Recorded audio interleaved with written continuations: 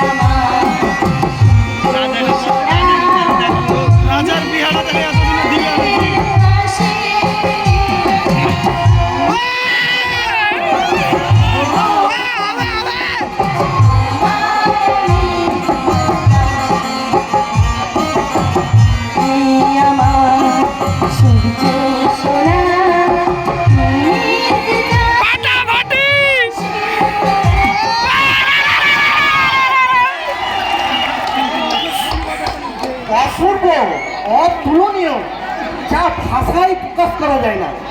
সত্যি বৌদি, তোমার কোনো তুলনাই হয় না। ঠাকুরপো তুমি না না, এতে লজ্জা পাওয়ার কি আছে? আমি তো আর বাইরের কেউ নই। আমি আমার দাদার চতুর্থতম, আমার দাদার ভাই, ওরফে তোমার ঠাকুরপো। ঠাকুরপো তুমি তুমি কি বলো তো দাদা? সামনের দরজা ছুড়ে রেখে তন্ময় হয়ে বৌদির গান শুনছো। আমি না হয়ে যদি অন্য কেউ এসে পড়তো। তোমার আমার ভীষণ ভুল হয়ে গেছে রে ভাই। হবেই তো, এরকম ভুল যে হবে আগে আমি জানতাম। অবশ্য দোষ তোমার নয়, সময়ের সাথে সাথে সবকিছুর একটা পরিবর্তন ঘটে। দাদার প্রথমে বিয়েতে মত ছিল না, আমি শেষে জেদ করতে তবেই বিয়ের ফাঁস গলায় পড়েছে।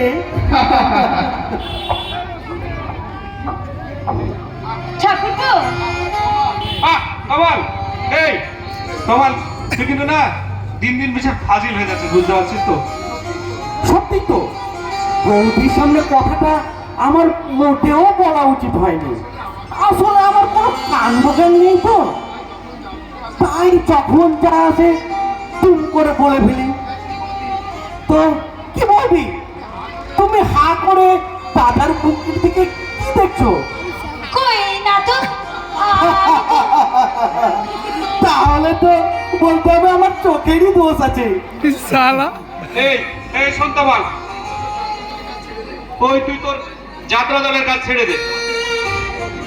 এই রাতের রাত জেগে অভিনয় করা তোর শরীরে সই বেরাবে না দাদা, তুমি আমাকে এই উপদেশ করো না দাদা। অভিনয় ছাড়তে আমি পারবো না। অভিনয় ছাড়লে আমি দুজনে পাগল হয়ে যাব। কিন্তু তুমি তো জানো দাদা, অভিনয়কে আমি খুব ভালোবাসি। সেই ছেলেবেলায় গায়ের যাত্রায় আমি কৃষ্ণ সেজেছিলাম। লোকে আমার অভিনয় দেখে খুব প্রশংসা করেছিল। তোমার মনে আছে দাদা? তুমি তুমি গ্রিন রুমে ছুটে গিয়ে আনন্দে আমাকে জড়িয়ে ধরেছিলে, সেদিন থেকেই আমি মনে মনে ভেবেছি আমি মস্ত বড় অভিনেতা হব, নইলে যাত্রা দল অভিনয় করে আর কটি টাকা পাওয়া যায়। তোর যাত্রা পথে আমার আন্তরিক শুভেচ্ছা রইল রে। তবে একটা কথা মনে রাখিস তোমার, এই শিল্পীকে এই লক্ষ্য ঠিক রেখে সামনের দিকে এগিয়ে যেতে হবে। এমন পালা নির্বাচন করবি যাতে দর্শকে খুশি নয় রে, অবচেতন মনকে নাড়া দিয়ে তাদের জাগিয়ে তুলতে সাহায্য করবে। তুমি দাদা আর একটা কথা মনে রাখিস তোমার, লোভ লালসার হাতছানি পদে পদে তোকে বিপদে চালিত করতে পারে রে। জীবনের কোনো অবস্থাতেই সে প্রলোভনের বাধে ফাদিস করে ভাই রে। এই পৃথিবীতে কোনো কর্মই ছোট নয় রে।